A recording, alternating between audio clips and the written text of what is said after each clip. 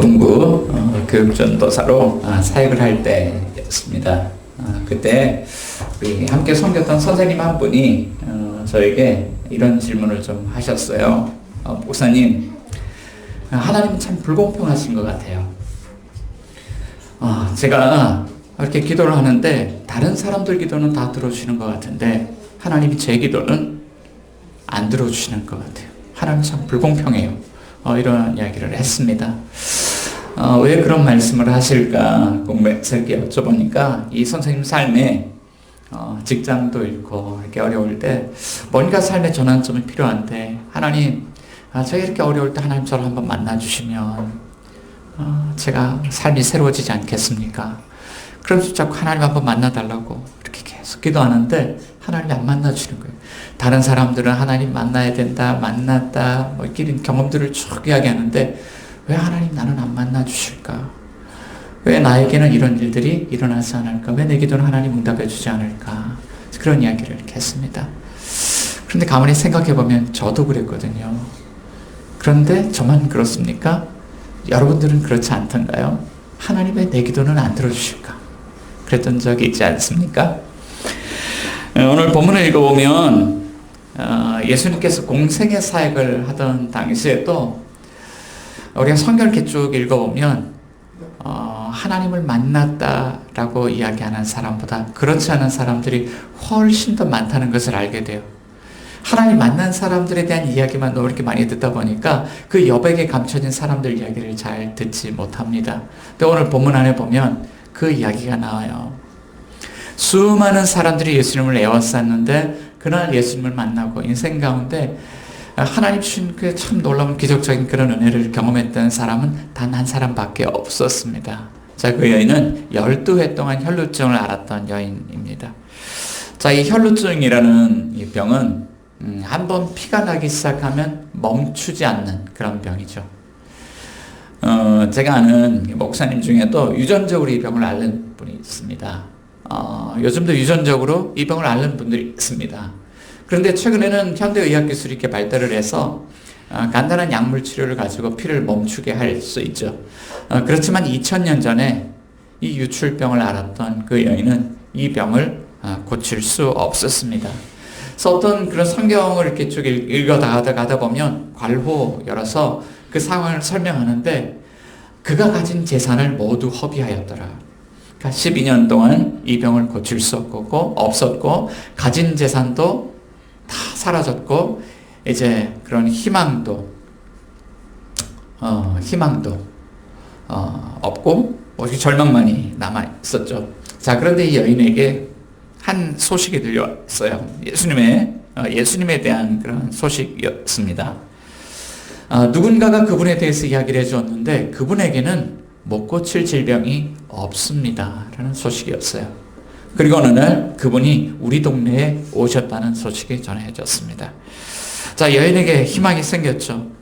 그리고 그 현장으로 달려갔습니다. 그런데 그 예수님 주변을 에워싼 수많은 무리들을 보면서 어떻게 저 틈을 파고 들어가지? 염려가 생겼습니다. 그렇지만 이 여인에게 마음속에 이런 믿음이 생겼습니다. 저분을 만나지 못하더라도 비집고 들어서 저분의 옷가에 손만 댈 수 있더라도 내 병이 나을 것만 같아. 그리고 그 비좁은 틈을 비집고 파고 들어갔죠. 그리고 예수님 옷가에 저렇게 터치를 했습니다. 옷가에 손을 대었습니다. 자, 그러자 놀라운 일이 일어났는데 이렇게 이야기를 해요. 성경은 예수의 뒤로 와서 그의 옷가에 손을 대니 혈루증이 즉시 그쳤더라. 12년 동안 어떤 의사도 고치지 못했던 그 병을 옷가에 손을 대니 즉시 그쳤더라. 이렇게 말씀하고 있는 거예요. 자, 이때 예수님 물으십니다. 내 옷에 손을 댄 자가 누구냐? 옆에 있던 제자 베드로가 대답합니다. 선생님, 이게 무리가 밀려들어 서로 미나이다. 사람들이 이렇게 많은데 그걸 어떻게 합니까? 무리가 미나이다. 자, 그런데 주님은 재차 물으십니다. 내게 손을 댄 자가 있다. 나에게서 능력이 나갔다. 제자들은 수많은 사람들이 눈에 들어왔지만 예수님은 그 옷가에 손을 댄 한 사람을 찾고 있었습니다. 자, 이때 한 여인이 예수님 앞에 나와서 무릎을 꿇었습니다. 그리고 예수님의 옷자락에 손댄 이유를 설명합니다. 그러자 예수님이 이렇게 대답하십니다. 딸아, 내 믿음이 너를 구원하였으니 평안히 가라 말씀하십니다. 참 놀라운 이야기죠. 그런데 오늘 이야기를 읽으면서 우리는 이런 궁금증을 갖게 돼요. 아까 그 여백에 감춰진 수많은 사람들이 있다라고 말씀을 드렸는데, 자, 그날 예수님께서 이 여인에게 딸아, 내 믿음이 너를 구원하였다 그러면서 믿음을 인정해 주시고 칭찬해 주셨는데, 그날 수많은 사람들, 예수님께 나왔던 수많은 사람들은 그러면 믿음이 없었을까? 자, 믿음이 없는데 예수님께 나올 수 있을까요? 저는 그렇다고 생각하지 않습니다. 그곳에 예수님 만나려고 왔던 사람들은 뭔가 그 마음속에 자신들이 믿는 바가 한 가지씩은 다 있었던 것 같아요. 자, 그러면 그렇게 생각을 해본다면 오늘 본문은 우리에게 두 번째 질문을 남기죠. 그러면 이 여인이 믿음을 칭찬받았는데 예수님이 인정해 주시고 칭찬해 주시는 그 믿음은 어떤 믿음일까? 도대체 어떤 믿음일까? 그런데 오늘 우리가 예배를 드리면서 이 말씀을 나누는 것은 여전히 그 믿음이라는 것은 우리에게 너무나도 중요한 주제이기 때문이죠. 여러분, 주님이 인정하시고 칭찬해 주시는 믿음은 어떤 믿음입니까? 평생을 믿음에 대해서 생각하고 고민해 왔는데 어떤 믿음일까요? 하나님은 오늘 본문을 통해서 믿음에 대해서 어떤 대답을 들려주실까요? 자, 첫 번째는요. 같이 한번 읽어보겠습니다. 시작. 믿음이란 예수님이 우리를 구원하시는 메시아임을 받아들이는 것입니다. 자, 예수님이 메시아라는 것, 그분이 우리를 구원하러 오셨다는 것, 우리는 그것을 받아들이는 것을 믿음이라고 이야기를 합니다. 자, 구원에 대해서 성경은 이렇게 가르치죠. 구원은 우리의 믿음, 노력이나 행위로 얻는 것이 아니라 믿음으로 얻는 것이다. 믿음으로 믿을 때 하나님 주시는 선물이다. 이렇게 가르칩니다. 자, 그래서 구원에 대한 이야기를 하면 교회에서 강조하는 것은 믿음이죠. 왜냐하면 우리가 노력해서 우리를 구원하는 게 아니라 하나님이 우리를 구원해 주시는 것을 믿는 것이기 때문에. 자, 오늘 본문에 등장하는 사람들은 어땠을까요? 자, 오늘 본문은 기적을 경험했던 그 여인뿐만 아니라 그 여백 속에 감추어진 예수님을 에워싼 그 무리들에 대한 이야기를 들려줍니다. 자, 8장 40절 오늘 본문 바로 앞에 나오는 내용인데요. 같이 한번 읽어볼게요. 예수께서 돌아오심에 무리가 환영하니 이는 다 기다렸습니다. 무리가 있습니다. 예수님을 기다리는 무리가 있습니다. 예수님 돌아오시니까 무리가 다 환영했다는 거예요. 자, 그리고 8장 42절 이렇게 합니다. 예수께서 가실 때에 무리가 밀려들더라. 이 무리는 어떤 사람들입니까? 자, 그 사람들 중에 한 사람에 대한 이야기가 오늘 본문과 겹쳐서 등장을 합니다. 회당장 야이로라는 사람입니다. 그는 종교 지도자였죠. 그런데 그에게는 12살 된 딸이 있었는데 지금 시름시름 앓고 다 죽어가고 있습니다. 자, 이 회당장 야이로는 사람이 유대인 지도자였음에도 불구하고 예수님을 간절히 기다려요. 예수님 오기만 하는 오매불만 기다립니다. 왜? 예수님은 어떤 병도 치료하실 수 있는 분이기 때문에. 자, 그런데 이곳에 그런 사람들, 그런 사정을 안고 있는 사람들이, 수많은 사람들이 구름 인파가 모였습니다. 각자 예수님을 만나야 되는 이유가 있었죠. 그러니까 그들은 예수님이 돌아오셨다는 소식을 들을 때 환영했고 예수님께로 몰려들었습니다. 자, 그들에게 믿음이 없는 것이 아니라 그들 각자 예수님에 대한 믿음을 가지고 있었습니다. 자, 그런데 이 간절한 믿음, 예수님 오기를 간절히 기다리는 그 간절한 믿음, 이 믿음은 좋은 믿음일까? 나쁜 믿음일까? 저는 이 간절한 믿음이 참 좋은 믿음이라고 생각하거든요. 우리 옛말에도 지성이면 감천이다 라는 속담이 있습니다. 안우야, 지성이면 감천이다. 무슨 뜻이지? 우리 속담 놀이 했잖아. 교호야, 지성이면 감천이다. 무슨 뜻이지? 우리의 정성이 하늘에 닿으면 하늘도 감동해서 정말 이루어지지 않을 일인데 안 될 일도 된다. 그런 의미지 않습니까? 그러니까 옛날에 우리 어머니들이 장독대 정한수 한 그릇 떠놓고 얼마나 열심히 기도했습니까? 정성을 들여서. 이게 지성이면 감천이다. 자, 신앙생활도 이런 방식의 믿음을 가지고 이런 종교심, 지성이면 감춘인 종교심을 가지고 신앙생활을 할 수 있잖아요. 뭔가 내가 이렇게 정성껏 하면 하나님도 감동하셔서 뭔가 이루어지지 않을까? 뭐 그런 신앙입니다. 자, 그런데 성경은 믿음에 대해서 어떻게 이야기할 수 있을까요? 사실 성경이 뭐라고 이야기하는지가 중요하잖아요. 누가복음 8장의 말씀은 이 믿음에 대한 이야기를 우리에게 여러 에피소드들을 가지고 들려주고 있습니다. 8장 4절부터 15절에는요, 네 가지 땅에 떨어진 씨앗 비유가 나옵니다. 예수님이 제자들에게 하나님 나라를 가르칠 때 이 네 가지 땅에 떨어진 씨앗 비유를 우리에게 가르쳐 주고 있죠. 자, 네 가지 땅은요, 하나는 길가, 하나는 돌밭, 하나는 가시덤불, 하나는 좋은 땅이고, 이 씨앗은 하나님의 말씀이에요. 이 본문의 이야기를 요약해보자면 이렇습니다. 농부가 씨를 뿌렸는데 길가에 떨어져요. 그러니까 새들이 와서 쪼아 먹었습니다. 또 돌밭에도 씨앗이 떨어졌습니다. 그런데 햇빛이 이렇게 뜨겁게 해가 떠오르니까 뿌리가 나오다가 말라버려요. 어떤 씨앗은 가시덤불에 떨어졌는데 씨앗이 잘 나오다가 가시덤불 기온에 막혀서 자라지 못합니다. 그런데 좋은 땅에 씨앗이 떨어지니까 30배, 60배, 100배 열매를 거두더라는 것이죠. 자, 그런데 이 말씀을 해석을 해보면 이렇습니다. 우리 주님이 이 하나님의 말씀, 이 복음, 약속의 말씀을 전합니다. 그런데 어떤 사람은 말씀 받았는데 마음 상태가 길가 같아서 마귀에게 말씀을 다 빼앗겨버려요. 어떤 사람들은 해가 떠올라서 이렇게 막 목이 마르고 타는 것처럼 삶의 고난이 찾아옵니다. 그러니까 말씀이 뿌리를 내리지 못합니다. 자, 그런데 어떤 사람의 마음은 가시덤불과 같아서 세상의 유혹과 시험과 염려가 많죠. 말씀이 자라다가 염려에 막혀가지고 자라지를 못해요. 그런데 어떤 사람은 착하고 좋은 마음으로 이 말씀을 받습니다. 그러니까 말씀에 생명력이 있어서 이 사람의 마음을 변화시키고 믿음이 자라게 하더니 이 사람이 결국 하나님 나라의 열매 맺는 삶을 살아가더라는 것이죠. 이 본문을 읽어보면 믿음에 대한 두 구절이 등장을 해요. 누가복음 8장 12절 13절인데 길가에 있다는 것을 말씀을 들은 자니 이에 마귀가 가서 그들이 믿어 구원을 얻지 못하게 하려고. 믿음이 나오죠. 자, 13절. 바위 위에 있다는 것을 말씀을 들을 때 기쁨으로 받으나 뿌리가 없어 잠깐 믿다가 시련을 당할 때. 그래서 두 가지 믿음이 이렇게 나옵니다. 자, 이 믿음은 뭘 믿는 건가요? 무엇을 믿는 걸까요? 이 말씀은 하나님의 말씀을 믿는 겁니다. 하나님의 말씀에 생명이 있음을 믿는 겁니다. 그 말씀이 우리 안에 들어와서 그 말씀이 역사하기 시작하면 죽었던 우리가 살아난다는 것을 믿는 겁니다. 그리고 그 말씀이 우리를 변화시켜서 우리로 하여금 열매 맺는 인생을 살아가게 한다는 것을 믿는 겁니다. 그러니까 하나님 살아계시고 그 말씀도 살아있다는 것을 믿는 것이죠.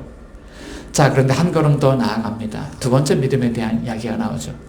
예수님이 제자들과 함께 배를 타고 갈릴리 바다를 건너갑니다. 그리고 해가 뉘어집니다.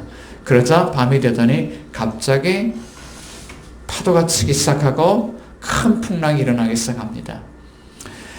이 제자들이 한번 여기서 살아남아 보려고 온 힘을 쓰면서 이 배를 지키려고 노력을 합니다. 그런데 너무 풍랑이 높아서 배가 뒤집힐 위기에 처했습니다. 그런데도 예수님이 저기 옆에서 잠을 자고 계시는 거예요. 한 제자가 화가 났습니다. 선생님, 우리가 다 죽어가는데 지금 뭐 하시는 겁니까? 도와주시지 않고. 그랬더니 예수님이 약간 짜증이 났어요. 일어나서 하고 나오시더니 바람과 바다야 잠잠하라. 어떻게 됩니까? 그 풍랑이 잠잠해졌죠. 그리고 예수님이 제자들을 탁 째려보십니다. 뭐라고 그러셨을까요? 이렇게 말씀하셨어요. 같이 읽어볼게요. 제자들에게 이르시되 너희 믿음이 어디 있느냐 하시니 그들이 두려워하고 놀랍게 여겨 서로 말하되 그가 누구에게 바람과 물을 명함에 순종하는가 하더라. 자, 이 믿음은 무엇을 믿는 믿음일까요? 자, 예수님의 말씀에 병을 고치는 생명력이 있을 뿐만 아니라 세상을 통제하시는 권위가 있음을 믿는 겁니다. 예수님이 하나님의 권위로 예수님이 말씀하시면 바람과 바다도 순종한다는 사실을 믿는 겁니다. 그 예수님과 함께 있으면 이 큰 풍랑과 이런 세상에 이런 큰 바람이 우리에게 몰아칠 때에도 그 주님의 말씀 우리를 구원하신다는 것을 믿는 겁니다. 그러니까 예수님이 하나님이 보내신 구원자 메시아임을 믿는 것입니다. 그리고 나서 이 두 사건이 나오는데 마지막으로 믿음에 대한 이야기가 나와요. 회당장 야이로가 예수님 우리 딸이 다 죽어갑니다. 우리 딸 좀 살려주세요. 그런데 대화를 나누는 사이에 옆에 있는 사람이 쫓아와서 회당장님 딸이 죽었습니다. 그런데 예수님이 이렇게 말씀하시는 거예요. 두려워하지 말고 믿기만 하라. 내 딸이 구원을 받으리라. 자, 그러면 이 믿음은 무엇을 믿는 것일까요? 8장에서 믿음에 관한 이야기를 쭉 해왔습니다. 예수님이 메시아임을 믿으라 하는 거예요. 자, 그럼 오늘 본문 속에서 혈루증을 앓았던 그 여인의 믿음도 그런 믿음이었을까? 궁금하잖아요. 자, 레위기서 15장 19절 말씀 가운데 보면 이 여인이 앓았던 그 병에 대한 율법 규례가 기록이 되어 있습니다. 우리 같이 한번 읽어볼게요. 시작. 어떤 여인이 유출을 하되 그의 몸에 그의 유출이 피이면 이래 동안 불결하니 그를 만지는 자마다 저녁까지 부정할 것이요.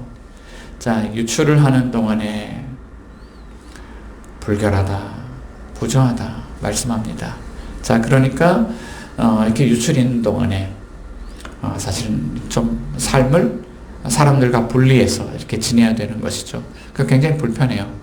그런데 12년 동안을 유출을 했으니까 거의 평생 동안을 불결한 여인으로 살아왔던 겁니다. 그런데 문제는 이것이죠. 그를 만지는 자마다 함께 부정해진다. 그러니까 이 여인과 직접 접촉하는 사람뿐만 아니라 이 여인이 사용했던 침상, 침대, 침구류, 이 여인이 입고 있는 옷에 손만 닿아도 그도 함께 부정해지는 겁니다. 우리 코로나 때 경험해 봤잖아요. 이 사람이 코로나 확진자입니다. 그런 사람들이 다 째려보고 저기서 코로나가 번지기 시작했대. 그러면 사람들 근처에도 안 가잖아요. 그러니 이 낙인을 찍히는 거예요. 죄인으로 낙인 찍히는 겁니다. 평생을 그렇게 살아왔어요. 그러니까 이 병은 사회적인 문제를 일으킵니다. 사람들로부터 눈총을 따갑게 받습니다. 온 동네를 더럽히는 오염원으로 찍혀서 살아가죠. 자, 그러니까 이 여인은 항상 숨죽여서 살아갈 뿐만 아니라 사람들이 많이 모이는 곳이라면 절대로 가서는 안 되는 그런 인물이었습니다. 그런데 그날 예수님 오신다는 소식을 들은 거예요. 가야 되잖아요. 그런데 예수님 주변에 웬 인파가 그렇게 많이 모여들었는지 사람들이 많이 모여있는 곳은 이 여인이 절대적으로 가서는 안 되는 금기시된 그런 현장이었죠. 가면 안 돼요. 그렇지만 이 여인은 앞으로 자신에게 쏟아질 그런 비난을 각오하고, 저기는 이렇게 얼굴이 드러나 있잖아요. 아마 뭔가 이게 좀 뒤집어 썼을 거예요. 사람들이 자기를 못 알아보게. 그리고 틈을 비집고 들어가서 예수님 옷에 손을 댄 것입니다. 자, 그날 이 여인의 믿음은 어떤 믿음이었을까? 지성이면 감천이다. 내가 뚫고 들어가면 하늘도 감동해서 내 병을 낫게 해줄 거다. 그런 믿음이었을까요? 아니에요. 사람들이 이렇게 따갑게 쳐다보는데 인정조차 못 받는 이 여인인데 갈 수가 없죠. 그런데 이 여인에게는 한 가지 믿음이 있었습니다. 저 예수님의 옷자락에만 손을 대더라도 내가 낫겠다는 것이죠. 자, 이 여인이 그날 이것을 믿었습니다. 예수님이 유일하게 나를 구원하실 수 있는 메시아, 하나님 그분이시다라는 것을 믿은 거예요. 자, 그럼 오늘 본문을 통해서 하나님이 우리에게도 물으시는 질문이 있습니다.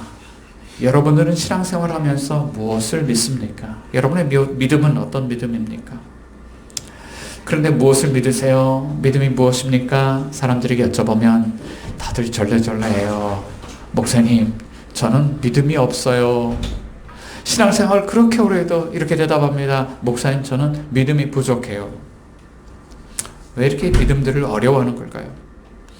자, 둘째. 자, 믿음이 어려운 이유는 같이 한번 읽어볼게요. 시작. 복음과 복음의 결과를 혼동하기 때문입니다.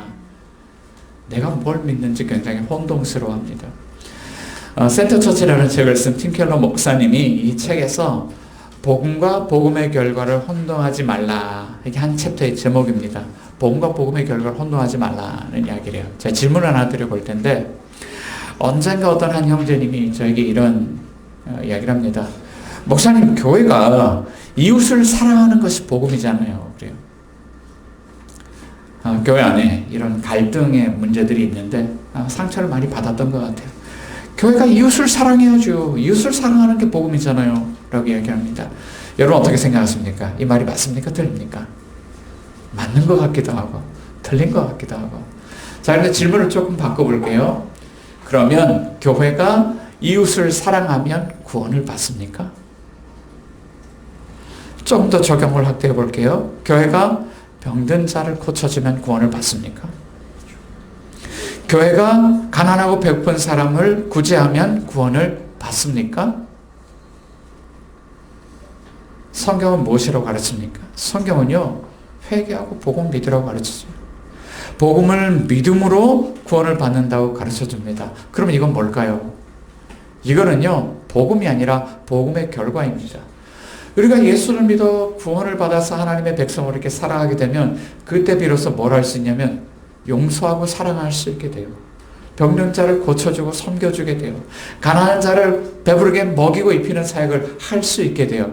그러니까 복음을 믿을 때 우리의 삶이 변화돼서 복음의 열매들을 맺으며 살아갈 수 있게 되는 것이죠. 자, 그럼에도 많은 분들이 문제 상황을 만나면 복음이 아닌 복음의 결과를 자꾸 붙들려고 해요. 이 문제를 극복하려면 40일 작정기도 해야 됩니다. 금식해야 됩니다. 우리 목사님께 가서, 아니면 또 능력 있는 어느 분께 가서 기도해야 됩니다. 네.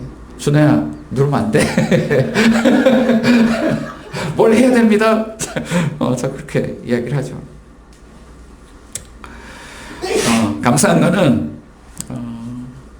저도 총각 때요, 믿는다고 하면서 장가를 가야 목사 안수를 준다 그러니까 40일 작전 기도를 했어요. 장가 가려고. 하나님, 이런 자매를 보내시면 좋겠습니다. 40일 동안 하루에 기도 제목이 하나씩 붙습니다. 완벽한 자매를 주시기 바랍니다.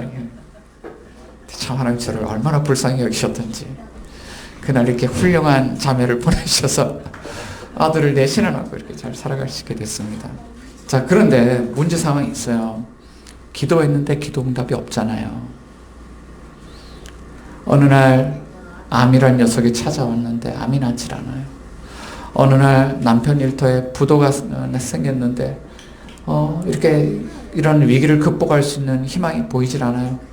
우리 자녀들이 잘 순종하고 잘 크던 자녀들이 어느 날 한순간 삐뚤어지기 시작하더니 돌아오질 않습니다.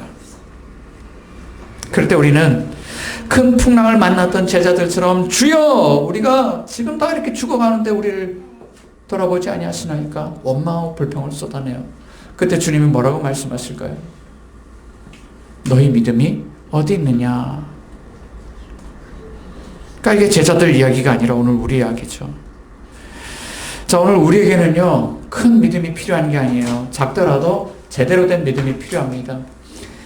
만남은 멈추지 않는다라는 책의 저자인 우리 김영국 목사님이 어느 목사님 설교를 듣고 그 명쾌한 그 설교의 묘사를 통해서 겨자씨 하나의 믿음을 이렇게 적어놓은 것을 제가 읽었습니다. 애굽 땅을 빠져나온 출애굽한 이스라엘 백성들이 홍해 바다를 건너갑니다.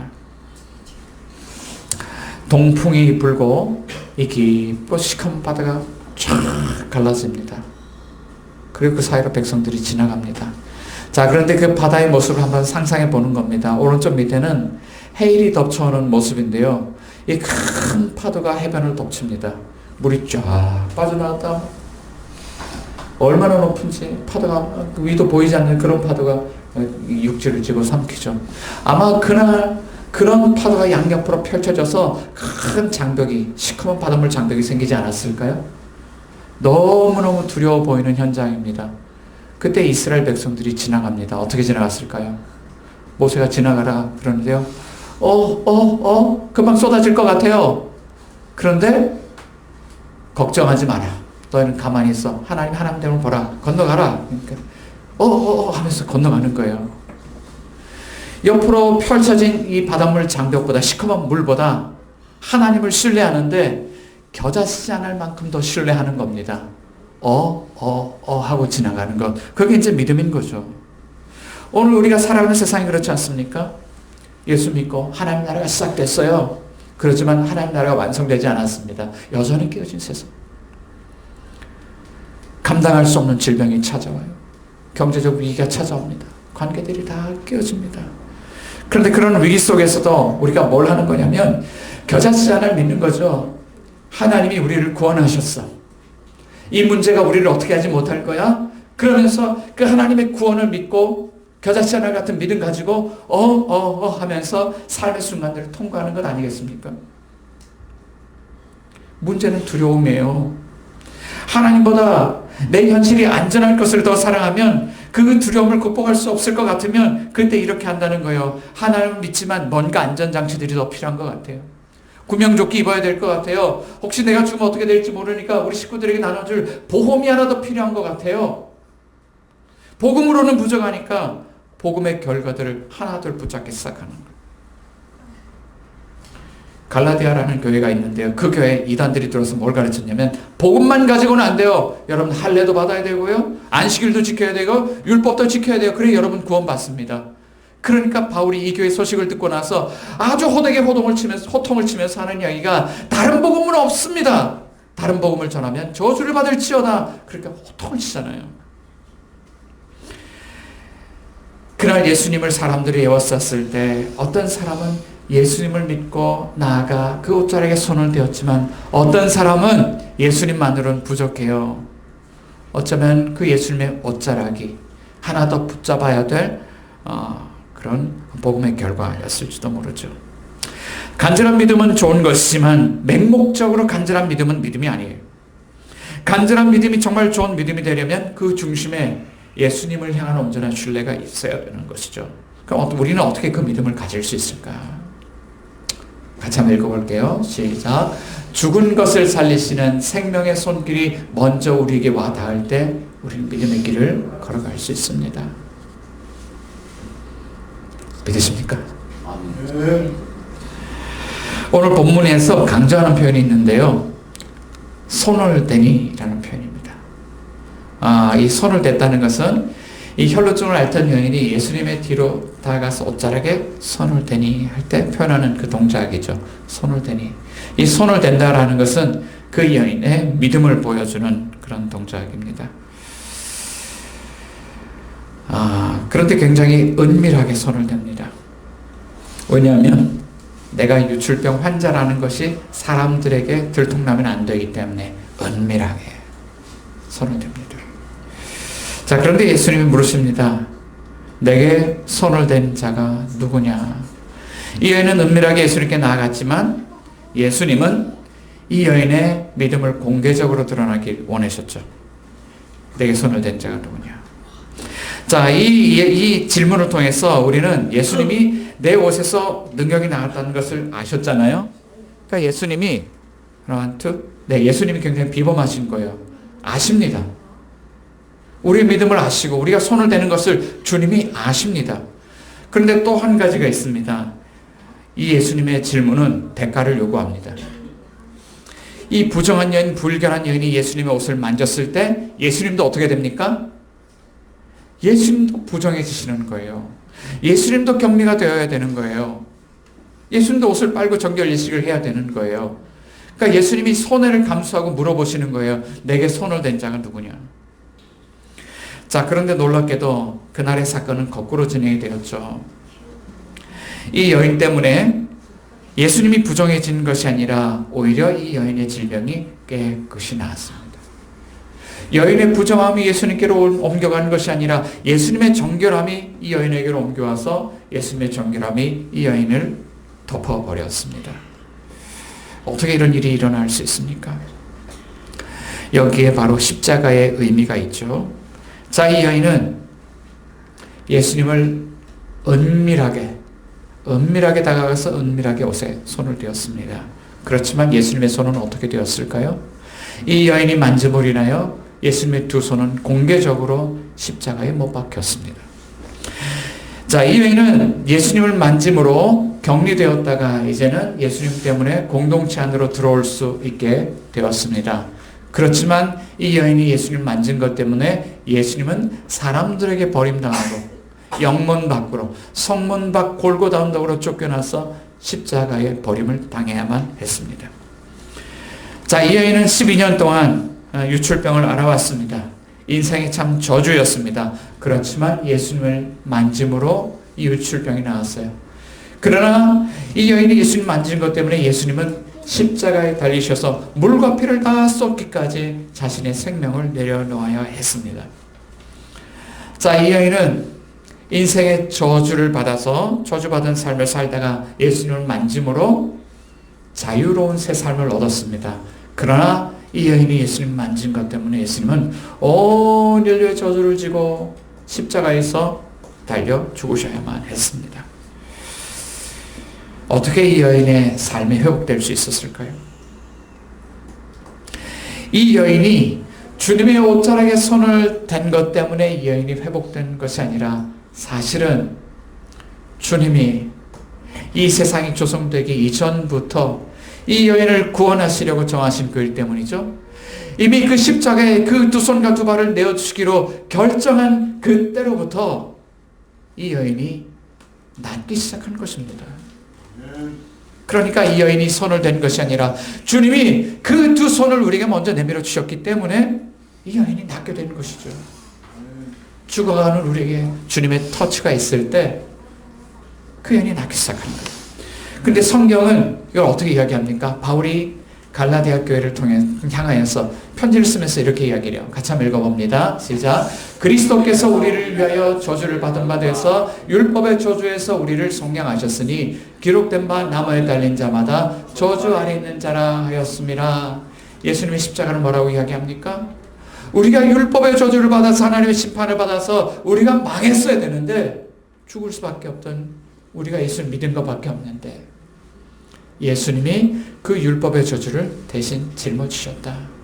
여기 속량이라는 표현이 나오는데 이것은 노예시장에서 몸값을 지불할 수 없는 노예를 위해서 어떤 사람이 대신 돈을 지불하는 행위입니다. 그러니까 우리가 지불해야 될 그 저주의 값을 주님이 대신 당하심으로 값을 지불하셨다는 거예요. 성경은 이것을 그 은혜라고 이야기하고요. 바울이 이 은혜인 복음을 전할 때 이렇게 이야기를 하는 것입니다. 또 한번 읽어볼게요. 시작. 너희는 그 은혜에 의하여 믿음으로 말미암아 구원을 받았으니 이것은 너에게서 난 것이 아니요 하나님의 선물이라. 행위에서 난 것이 아니니 이는 누구든지 자랑하지 못하게 함이라. 그 은혜, 그 십자가의 은혜, 그 대속의 은혜, 그 속량의 은혜, 그 은혜를 믿음으로 말미암아 구원을 받았으니 이것이 하나님의 선물이라 말씀하는 것이죠. 사랑하는 여러분, 여러분들이 고난을 지나갈 때, 기도의 응답이 없을 때, 그때 여러분들은 무엇을 믿으십니까? 그럼에도 불구하고 그리스도께서 우리의 인생을 속량하셨기 때문에 결국 하나님이 우리를 구원하신다. 보면 구원을 받았다는 것은 미래형이 아니에요. 이미 구원을 받았다. 과거형입니다. 주님이 다 끝내셨어요. 예수님 믿으면 암이 있어도 우리는 암을 통과해서 구원받을 것이고 경제적 어려움이 있어도 그 어려움을 통과해서 구원받을 것이고 우리 자녀들이 어려움을 겪고 있어도 이런 어려운 상황을 통과해서 우리가 구원을 받을 것입니다. 여러분들 무엇을 믿으십니까? 오늘 우리 주님이 부활하신 주님 우리를 찾아오셔서 그 못 박히신 그 두 손을 내밀며 우리에게 이렇게 말씀하십니다. 내 두 손을 만져보라. 그리고 내 손가락을 내밀어 내 옆구리에 넣어보라. 그리고 믿음 없는 자가 되지 말고 믿는 자가 되라. 말씀하십니다. 여러분은 무엇을 믿으십니까? 이 시간 우리 다 같이 오늘 주신 말씀 생각하면서 기도하면 좋겠어요. 주님, 우리가 참 얼마나 믿음이 없는지 삶의 문제가 다가오기만 하면 믿다가도 우리의 믿음이 흔들려서 뭔가 다른 안전장치를 만들어야만 될 것 같고 뭔가를 해야만 될 것 같은 우리의 참 믿음 없는 모습을 주님 보게 됩니다. 너의 믿음이 어디 있느냐? 주님 믿음을 우리에게 찾으시는데 주님, 제가 주님 앞에 내밀 믿음, 주여 오늘 우리의 믿음을 없음을 도와주소서. 주님을 믿을 때 주님 그 뒤로 나아가 옷자락에 손을 댄 그 여인처럼 주님이 원하시는 그런 믿음을 주님 앞에 드릴 수 있는 우리가 될 수 있도록 주님 도와주십시오. 성령님 도와주십시오. 우리의 믿음을 새롭게 하여 주십시오. 이 시간 우리 함께 이런 제목 가지고 간절히 한번 기도하는 시간 갖도록 하겠습니다. 기도하겠습니다.